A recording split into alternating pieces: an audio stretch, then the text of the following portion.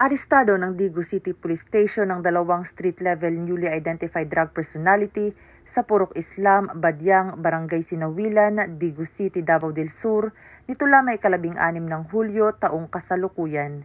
Kinilala ni Police Lieutenant Colonel Florante S. Retes, Chief of Police ng Digu City Police Station ng mga suspect na sina alias Dudes, 27 anyos at alias Toto, 19 anyos na pawang mga residente ng Digu City. Ang mga suspect ay naaresto sa isinagawang joint buy-bust operation ng mga tauhan ng nasabing istasyon, Regional Drug Enforcement Unit 11, 1st Davao Sur PMFC Intel Personnel, 1104th MC Intel Personnel at PDEA.